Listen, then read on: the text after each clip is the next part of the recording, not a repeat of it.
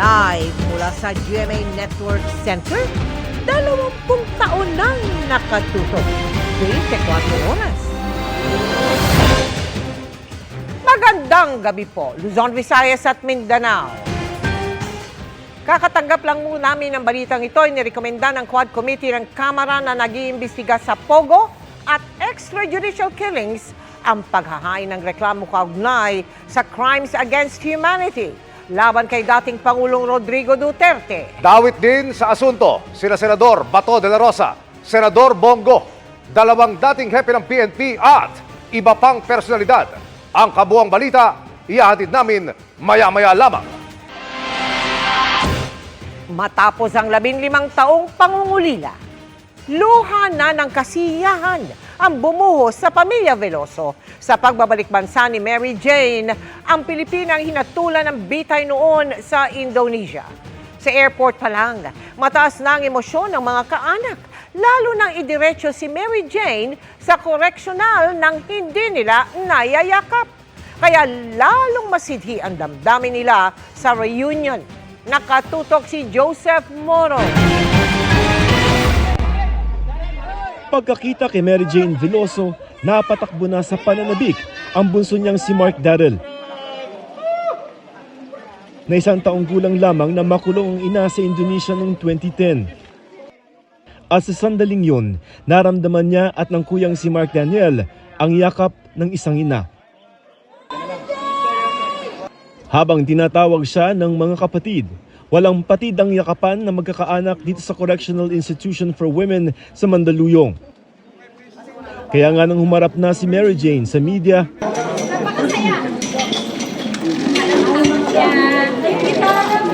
Limang araw iko-quarantine si Mary Jane sa Reception and Diagnostic Center ng Correctional bago ilipat sa regular na selda. Gayunman, pinayagan silang sama-sama magdiwang rito sa Pasko. Halos 15 taon ding kinasabikan ng pamilya Veloso ang araw na ito. Kaya madaling araw pa lamang ay naghahanda na silang pumunta sa airport. Bukod sa bulaklak, bitbit nila ang pag-asang pinanghawakan mula na makulong si Mary Jane dahil sa bagaheng ipinabitbit sa kanya ng recruiter na may laman palang drogang heroin. Nay, konti lang. Anong nararamdaman? Ay, naku, napakasaya. Araw-araw po yung pagka tumatawag, maniwala lang po tayo sa Panginoon, makakauwi po siya. Iba po yung saya ko ngayon kesa nung dumadalaw po kami kay mama. Dahil po ngayon po mas malapit na po siya kahit po araw-araw po namin dalawin, okay lang po. Sa biyahe, bumalik sa alaala ni Nanay Celia ang takot at pangamba para sa anak noon. Mula nung nakulong si Mary. Anong naisip niyo? Kasi iniisip ko baka kung inaagrabyado na anak ko doon, kung napapaano na anak ko doon. Pumunta sila sa airport dahil ang sabi sa kanila nung una, magkakaroon sila ng pagkakataong makasamang anak sa VIP lounge. Nay, airport na. Masaya na si tatay. Ha? Iniisip ko parang bababala sa hagdan eh. Pero hindi nangyari ang kanilang inaasahan. Sa airport, nakakordon sila katapat lamang ng security line kung saan idadaan si Mary Jane. At nang lumapag ang sinakyang eroplano ni Mary Jane pasado alas 6 ng umaga, mabilis siyang isinakay sa isang SUV. Hindi niya nasilayan ang mga naghihintay na magulang.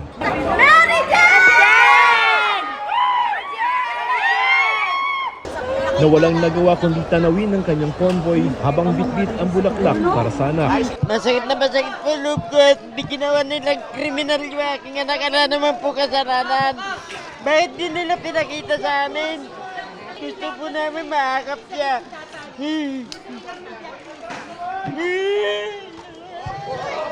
Alam naman kasi ng pamilya nila, alam nila through the lawyers na wag nang pumunta sa airport dahil nga security issue, health issue. At sa wakas nga, nangyari ang pinakahihintay na reunion sa koreksyonal. Dito 2 buwan siyang mananatili bago ilipat sa maximum compound para pagsilbihan ng sentensyang habang buhay na pagkabilanggo na ibinaba ng Indonesia. Importante po mabigyan ako ng clemency para makasama ko na po yung pamilya ko. Para sa GMA Integrated News, Joseph Morong, nakatutok 24 oras. Bago ang madamdaming pagkikita ng pamilya Veloso, may kurot din sa puso ang pagpapaalam ni Mary Jane sa mga naging kaibigan at mga tumulong sa kanya sa Indonesia. kasama po ako sa flight na nagbalik sa kanya sa Pilipinas at narito ang aking pagtutok. Sa Jakarta Airport ang unang silip ng media kay Mary Jane Veloso kagabi. Pasado alas 9, oras sa Jakarta. Nakapaligid ang mga nakabantay kay Mary Jane mula sa Indonesian government at Philippine government. Mary Jane, kababayan mo ako. Ano masasabi mo sa mga Pilipino, please? Sa magulang mo. Sa lahat ng Go! Pilipinas. Maraming salamat po para kay President Jojo. Last, kay Pangulo. Mula sa Yogyakarta sa Indonesia kung saan siya nakapiit ng halos 15 taon. Inilipat si Mary Jane noong linggo ng gabi sa Jakarta bilang paghahanda sa pagpapauwi sa kanya sa Pilipinas. Martes ng gabi, dinala na si Mary Jane sa airport. Nagsuka ka rin. Nahilo raw siya sa biyahe mula sa kulungan. Pero tila napawi ang pagod at hilo nang makausap ang pamilya sa isang video call. Hintayin niyo sa Mama Jana. Hintayin ka namin dyan sa Rosso kami, Opo. Kuya. Sa maikling panayam, pinarating ni Mary Jane na sana tuluyang mapalaya na at makauwi sa pamilya. My hope, makauwi ako sa pamilya ko. Gusto ko na makalaya ako na clemency, mapawalang sala. Kasi wala akong kasalanan. Pasado alas 11 ng gabi sa Jakarta, formal na tinurn over si Mary Jane sa Pilipinas. Nagpasalamat siya sa lahat ng tumulong sa kanya kasama ang gobyerno ng Indonesia at Pilipinas. Sa tagal ng pagkakakulong niya roon, naging bihasa na siya sa Bahasa Indonesia, ang lengguwahe ng mga Indonesia. Saya mengucap syukur dan berterima kasih kepada Tuhan. Akhirnya doa-doa Mary sudah dijawab hari ini. Di mana nanti saya akan kembali ke negara saya. Maraming salamat po. Bago sumakay sa eroplano, nakita ni Mary Jane ang mga kaibigan sa Indonesia kasama ang mga tumulong sa kanya at naging pamilya niya habang nakakulong. Bit-bit ang poster na ito na may mensaheng nakasulat sa wikang Bahasa. Anong ibig sabihin sa English? What does this mean? Safe trip back home. Okay. New life. Masaya sila at si Mary Jane malaya na. Pero hindi raw nila makakalimutan ang Pilipinang dinamayan at naging bahagi ng buhay nila sa hirap at ginhawa. 2010, at the time I was in college, and my college asked me to attend her trial. And then we find out that during the trial, she didn't get any fair trial. Pasado alauna ng madaling araw, ibinyake si Mary Jane sakay ng isang commercial flight. Sa dulong upuan siya ipinwesto. Makaraan ng higit 3 oras na biyahe at halos 15 taon na pagkakakulong sa Indonesia. Nakauwi na si Mary Jane sa Pilipinas. Bantay sarado ng mga taga-NBI, Bureau of Corrections at Immigration. Ineskortan palabas ng paliparan si Mary Jane na tila may nadarama sa kanyang sikmura. Ayon sa Bucor, pinainom na raw si Mary Jane ng gamot para sa stomach upset. Idinaan siya sa walang abalang lagusan hanggang sa makalabas at maisakay ng sasakyan na maghahatid sa kanya sa Correctional Institution for Women sa Mandaluyong. Para sa GMA Integrated News, Emil Sumangil, nakatutok 24 oras. Inaresto ang alkalde ng Pandi, Bulacan, si Mayor Enrico Roque at 2 iba pa dahil sa umano'y panggagahasa noong 2019 sa Caloocan. Ayon sa biktima, nilasing umano siya sa pinagsamantalahan ng 3 nakatutok. Si Oscar Oida. Karapatan niyo pong magsiwalang kibo at magkaroon ng patnubay ng isang pinagkakatiwalang abogado na sarili niyo pong pili. Habang nasa Christmas party sa isang resort sa Bulacan, inaresto ng otoridad si Pandi Mayor Enrico Roque. Ang video ng pag-aresto naka-blur na nang ipadala sa amin ng Northern Police District Special Operation Unit. Inaresto si Mayor Roque, ang konsehal na si John Rojas at isang empleyado ng munisipyo ng Pandi sa bisa ng warrant of arrest na inilabas ng Caloocan RTC dahil sa kasong rape. Peacefully, after ng program, in-approach ko po mismo si Mayor, informing him na meron po siyang warrant of arrest, including yung Miranda rights ng mga accused. Peacefully po naman na nag-submit si Mayor. Inihain ng complainant ang reklamong rape noong 2019. Ayon sa complainant, inaya daw siya ni Roque sa kanyang bahay para mag-inuman. Nang makaramdam daw siya ng kalasingan, doon na siya umano pinagsamantalahan ng 3 suspect. Inakusahan po yung 3 suspect natin ng 2 counts of rape. Tapos nagkaroon ng probable cause, kaya si Judge Maria Ruena Bialago Alejandro naglabas siya ng warrant of arrest. Sa ngayon ay nakakulong sa NPD Custodial Facility sina Mayor Roque. Nakausap namin si Attorney John Patrick Paredes na nagpakilalang isa sa mga abogadong umaasiste sa mga suspect. Sa ngayon ay di raw muna sila magbibigay ng anumang komento. Para sa GMA Integrated News, Oscar Oida, nakatutok 24 oras. Para mapababa ang presyo ng bigas, magbebenta ng mas murang bigas sa piling palengke ang isang samahan ng rice millers, traders at importers. Kasabayan ng utos ng customs na buksan na ang ilang ipinasarang bodega ng bigas sa Bulacan. Nakatutok si Bernadette Reyes.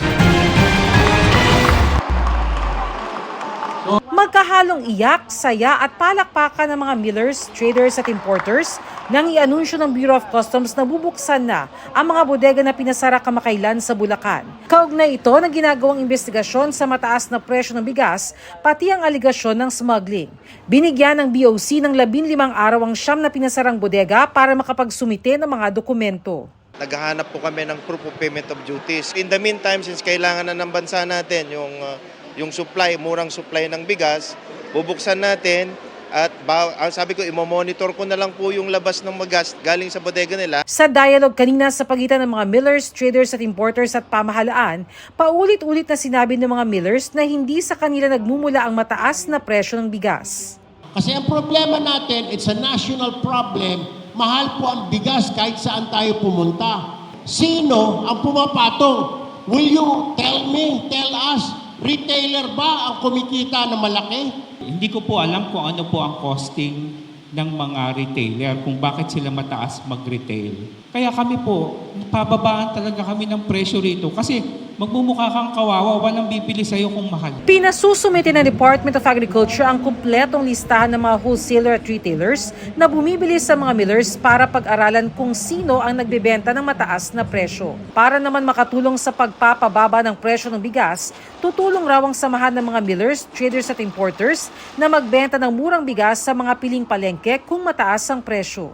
Ayon sa Intercity Rice Mill Owners and Traders Association, mababa ang benta nila ng bigas sa mga wholesalers at retailers. Kaya naman kaya raw nila magbenta sa mga palengke ng bigas sa halagang 40 hanggang 45 pesos kada kilo para may mabiling abot kaya ang mga mamimili. Let's do 40 muna. Kung sustainable siya sa 30, 36, 38, we will do it. Willing na makipagtulungan sa pamahalaan para magkaroon lagi ng mababang bigas na mabibili ang ating mga mamayan. Ayon sa DA, ibebenta ang bigas sa pamamagitan ng Kadiwa Center sa lalong madaling panahon para makatulong ngayong panahon ng Kapaskuhan. Para sa GMA Integrated News, Bernadette Reyes, nakatutok 24 oras. Wala nang 2 linggo bago ang salubong 2025, kaya pinaigting pa ang pagsuyod sa mga tindahan ng paputok at pailaw. Partikular na binabantayan ang mga smuggled o mga illegal na ibinebenta online. Nakatutok si June Veneracion. Ang bagsik noon ng Bagyong Christine, Karina at Pipito. Siya raw ngayong pinagbasehan ng pangalan ng mga bagong paputok na nagsulputan, kaya mahigpit na binabantayan ng PNP. Sa pangalan at itsura pangalang, alam mo na kung ano ang mangyayari kapag ikaw ay naputukan. Kami mga stakeholders na gustong sumunod sa batas, kami po lagi ang natatamaan ng mga ganitong mga illegal.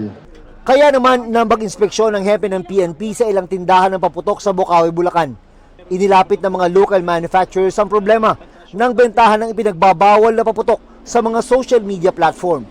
We have to protect yung legal kasi marami na pong illegal. Ang ginagawa ng pulis, hindi lang po dun sa daan na nag-i-inspeksyon, but we also inspect dun sa online. Marami po tayo online sellers eh. Magsama-sama kami laban dito sa online selling nito mga illegal firecrackers. Bukod sa pinagbabawal na online selling ng paputok, malaking problema rin daw ng lokal na industriya ang pagdagsa ng mga mas murang smuggled na produkto.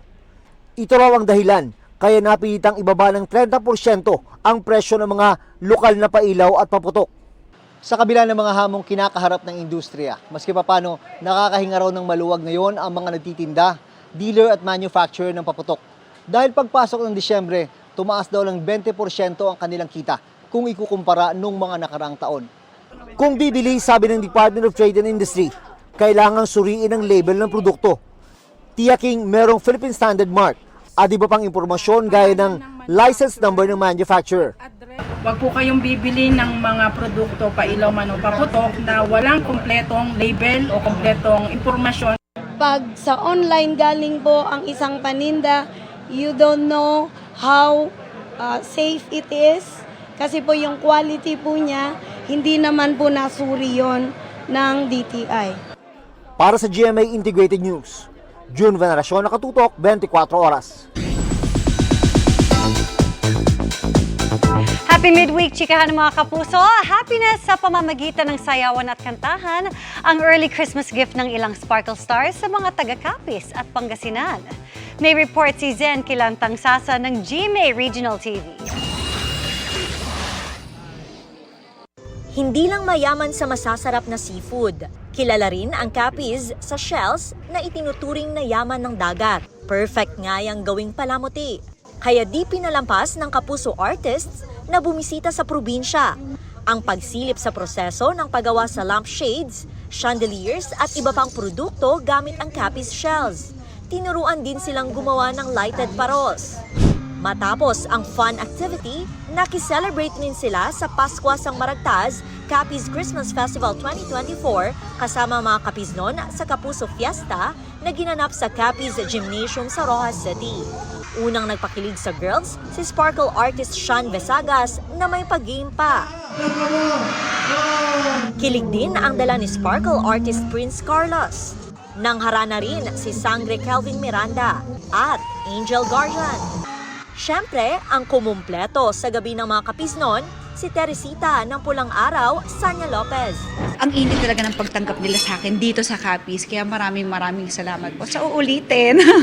Nag-uumapaw din sa galak ang puso ng mga Pangasinense sa pamaskong handog ng GMA Regional TV sa ginanap na Kapuso Fiesta sa Lingayen, Pangasinan. Hyper-energetic performances ang bungad ng Sparkle's youngest P-pop group na Cloud7. Live musical performances naman ang baon ng cast ng GMA Afternoon Prime Series na Forever Young na sina Matt Lozano at Nadine Samonte.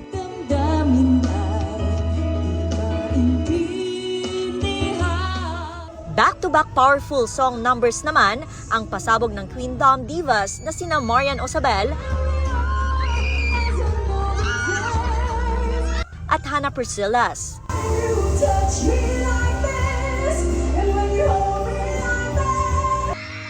Hiyawan naman ang crowd nang makita si Kapuso artist Jake Vargas.